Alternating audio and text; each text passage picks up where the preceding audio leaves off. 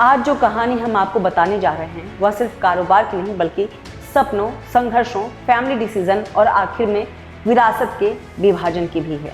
नमस्कार, मैं हूं नेहा दुबे और आज मैं आपको एक ऐसी ही कहानी बताऊंगी जिसे देश का बच्चा बच्चा जानता है, लेकिन आज तक एक बात जो समझ नहीं आई वह यह कि एक पिता ने अपने साम्राज्य में दोनों बच्चों को बराबर का हिस्सा दिया, लेकिन एक बेटा आज भारत का सबसे अमीर इंसान है, लेकिन वहीं दूसरा कर्ज के बोझ के तले दबा हुआ है। यह कहानी है रिलायंस इंडस्ट्रीज की। आइए शुरू से शुरू करते हैं। साल 1932 में गुजरात के जूनागढ़ में साधारण से स्कूल के शिक्षक के घर एक बच्चे का जन्म होता है। नाम रखा जाता है धीरज लाल हीराचंद अंबानी उर्फ धीरू भाई अंबानी। सिर्फ 17 साल की उम्र में यह लड़का अपने शुरुआती दौर में यमन के एक पेट्रोल पंप पर नौकरी करता है। इस दौरान वह बड़ी ही गहराई से धीरे धीरे व्यापार की बारीकियां सीखता है। कौन जानता था कि एक साधारण सी नौकरी करने वाला शख्स जो विदेश में रहकर वहां के लोगों से व्यापार की बारीकियां सीख रहा है, वह अपने आने वाले समय में दुनिया के सबसे अमीर लोगों की लिस्ट में शामिल होने वाला है। लगभग 6 साल तक यमन में नौकरी करने के बाद धीरू भाई अंबानी साल 1954 में भारत चले आते हैं और अब कहानी शुरू होती है 1955 में, जब वह जेब में सिर्फ 500 रुपए लेकर अपनी किस्मत आजमाने के लिए मुंबई पहुंच जाते हैं। आज 500 रुपए कहने में सिर्फ 500 रुपए लग रहा है, लेकिन 1955 में 500 रुपए में काफी कुछ आ जाता था।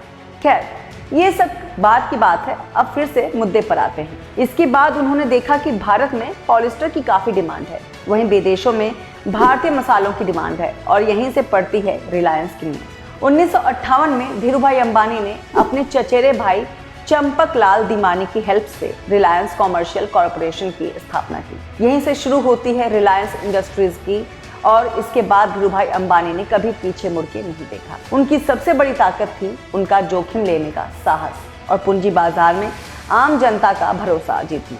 1977 में जब रिलायंस पब्लिक हुई तो यह भारत की पहली कंपनी बनी जिसने आम निवेशकों को बड़े पैमाने पर शेयरधारक बनाया। भारतीय उद्योग जगत की सबसे प्रभावशाली और प्रेरणादायक कहानियों में से एक है रिलायंस इंडस्ट्रीज की गाथा। एक छोटे से व्यापार से शुरू होकर वैश्विक स्तर का साम्राज्य बनाने तक की यह यात्रा। यह कहानी केवल कारोबार की नहीं बल्कि सपनों, संघर्षों, पारिवारिक निर्णयों और अंततः विरासत के विभाजन की भी है। इसमें एक और मुकेश अंबानी है जिनका साम्राज्य दिन ब दिन विशाल होता गया और दूसरी ओर अनिल अंबानी जो कभी अरबपति क्लब में थे और आज कर्ज में डूबे हैं। कहानी तब नया मोड़ लेती है जब साल 2002 में धीरू भाई अंबानी की मृत्यु हो जाती है और पीछे उन्होंने कोई वसीयत भी नहीं छोड़ी होती, जिसके बाद पारिवारिक विवाद जन्म लेता है और इसमें दोनों बेटे मुकेश अंबानी और अनिल अंबानी के बीच रिलायंस इंडस्ट्रीज के मालिकाना हक को लेकर तकरार शुरू होता है। हालांकि 2005 में नीता अंबानी और कोकिला बेन अंबानी की मध्यस्थता से कंपनी का बंटवारा होता है। इस बंटवारे में मुकेश अंबानी को पेट्रोकेमिकल्स, तेल और गैस रिफाइनरी, टेक्सटाइल्स मिलता है, वहीं अनिल अंबानी को टेलीकॉम, पावर, इंफ्रास्ट्रक्चर, फाइनेंस मिलता है। अब जब दोनों भाइयों को बंटवारे में बराबर का हिस्सा मिला तो प्रश्न उठता है कि मुकेश अंबानी का साम्राज्य इतना बड़ा कैसे हो गया। इसके पीछे वजह है कुशल रणनीति, टेक्नोलॉजी पर फोकस, दीर्घकालिक सोच। मुकेश अंबानी ने देखा कि भारत में टेलीकॉम सर्विसेज बहुत महंगी हैं। ऐसे में मार्केट को तोड़ने के लिए उन्होंने साल 2016 में जियो को लॉन्च किया।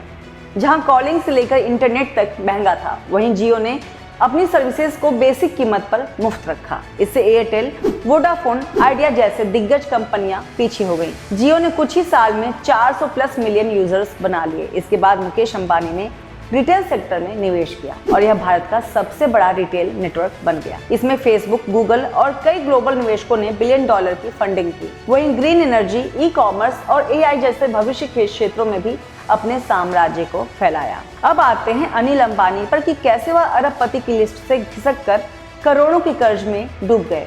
कभी देश के सबसे अमीर इंसान, अरबों की नेटवर्थ, दुनिया के टॉप 10 रईसों में नाम और आज कर्ज में डूबा साम्राज्य और मालिक कहता है मेरी नेटवर्थ 0 है। साल 2008 में आरकॉम का IPO आया। यह इतिहास का सबसे बड़ा IPO था। आते ही इसने टेलीकॉम में धूम मचा दी। 2008 में अनिल अंबानी की नेटवर्थ लगभग $42 बिलियन थी, जिसके बाद वह दुनिया के छठे सबसे अमीर इंसान बन गए। लेकिन कहानी यही नहीं रुकी। कहानी में आया लेन देन का किस्सा और यहीं से शुरू हुआ पूरा मामला खराब होने का।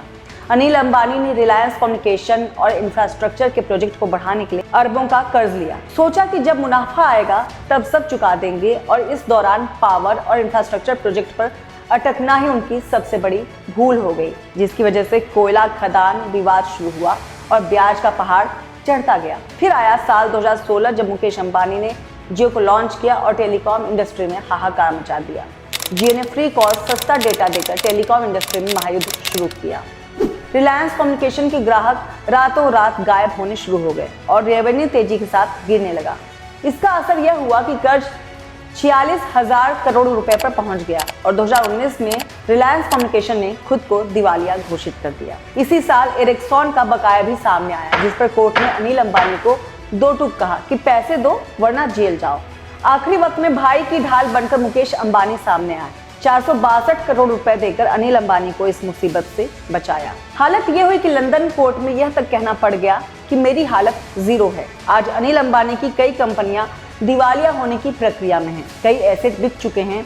मार्केट कैप पहले के मुकाबले खत्म हो चुका है। कभी 2 लाख करोड़ के साम्राज्य के मालिक हुआ करते थे, लेकिन आज कर्ज के मकड़जाल ने चारों तरफ से फंसा लिया है।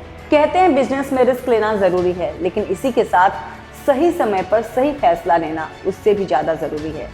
अनिल अंबानी की दूरदर्शिता में कमी नहीं थी, कमी थी तो सही और गलत फैसले के बीच अंतर करने में। उनके कर्जे और गलत फैसलों ने उन्हें ऐसा गिराया कि आज उनकी कहानी शिखर से शून्य तक बन गई है। अगर आपको हमारी यह कहानी पसंद आई हो तो आप जनतंत्र टीवी को लाइक करना, शेयर करना और सब्सक्राइब करना बिल्कुल ना भूलें। तब तक के लिए धन्यवाद।